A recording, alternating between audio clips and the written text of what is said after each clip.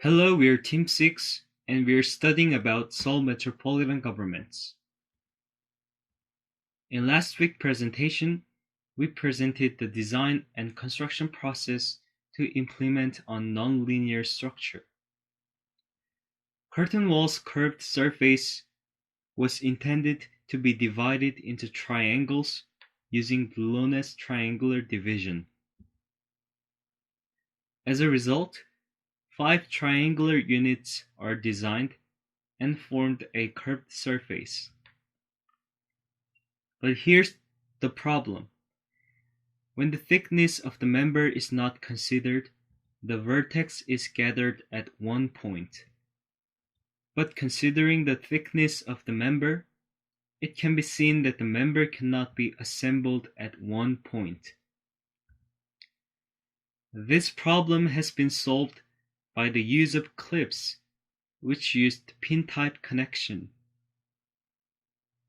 By allowing T-bar movement, clips solved the problem of disconnection of structure. And they applied the Forsyth SSG method to implement the architect's intention of transparency. Glass glued through the sealant and the outer wall made the frame members invisible. And because glass and glazing cannot be done on site, it's made at the factory. The factory was selected based on productivity and economic efficiency. However, the factory is located in Icheon, and the distance from Seoul is 58 kilometers. To solve this problem, they communicated each other and checked the productivity of the factory every day. Despite such effort, trucks transported from the factory to the site could only go at a limited speed for the safety of the members. And there was a delay in the transportation process due to the traffic jam. In addition, delay of transportation also caused delays in construction. Therefore, the glazing was completed in 13 months longer than the original plan. In this time, we will study about the special space of Seoul City Hall. There is an atrium space at the top of Seoul City Hall for citizens, which has a different structure from the other part of the building. The space is composed of multi-purpose hall, citizens' lounge, and sky squares. Architect Yugol tried to create the feeling of a non-linear dome floating above the atrium space inside the building through a membrane structure.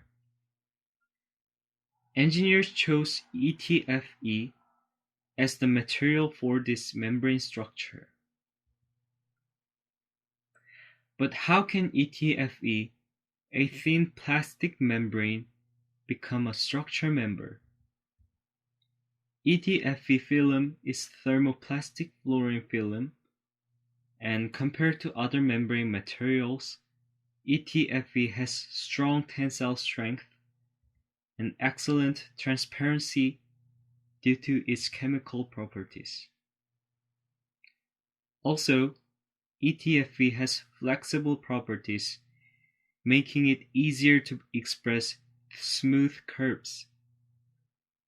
Since it is an ultralight material, it relieves the burden of the supporting structure. Then let's see how this ETFE were applied to Seoul City Hall. In City Hall, there are 3 main construction issues: linear boundary edge, and penetration of columns, increase of membrane. This ETFE membrane structures support load as follows. First, through the tensile force of the membrane, the load is transferred to the boundary edge. Then boundary edge transfers the load back to a supporting structure. Thus, the boundary edge plays a very important role in this structure. Usually, the membrane structure has a curved edge through the cable, but City Hall has a straight edge, so they applied a different boundary detail than the normal membrane structure. The fabric under tension does not naturally form a straight line. So when a straight edge is required, the membrane is manufactured with a kadar formed by sealing a flexible rod in a small pocket. However, the City Hall building has 72 columns, and some of which inevitably have to penetrate ETFE surface. Therefore, a separate boundary edge was designed for the column penetration to respond to the problem. In addition, nonlinear structure formed by a series of linear edges has a very complex connection. In order to achieve the accuracy of construction, a slot hole was placed on the bracket, absorbing the error of steel frame. Despite this effort, construction errors occurred at the site. There was a size error between the ETFE foil and the frame. The size of the ETF foil was made larger and resulting in crease. Thus, they found that crease occurs in areas with small angles, so they cut the corners of extrusion members and made curved edge to maintain the tensile strength of membrane structure. The final problem is that the structure can also deform or deflate over time, like balloons. If the membrane is deflated and insufficient tension is not applied, the load cannot be transferred to the existing structure. So how did the air pressure in the ETFE membrane structure maintain? They maintained the pressure of the membrane structure with the operation of the air pump system. Each ETFE film is connected by an air hose, and the internal pressure, temperature, and humidity of the membrane are controlled by 4 central air pump systems. The air layers are usually maintained at 310 Pascal, which can provide structural stability. However, since this structure is in contact with both the inside and the outside at the same time, it is necessary to respond to the occurrence of snow and wind loads on the outside. Therefore, more air pressure is injected to promote structural stability. The air pump system detects pressure changes in real time and automatically controls them. If the normal pressure is maintained properly,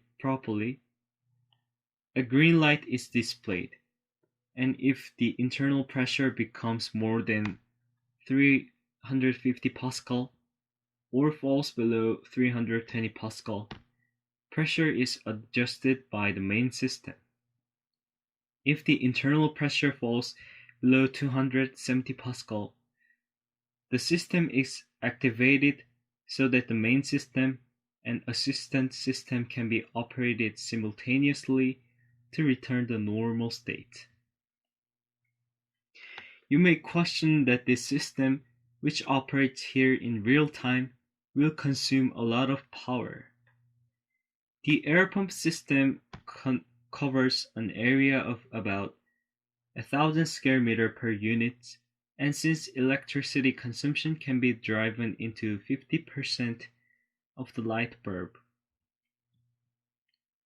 As a result, the space is well maintained with low energy consumption. Although it is regrettable that the three-dimensional shape was not well expressed outside of the building due to the lack of communication between the builder and the architect, the membrane structure space using ETFE seems to have been well represented inside of the building. Next week, we will review the whole problems occurred at overall construction process. This is our team members' role. Thanks for watching.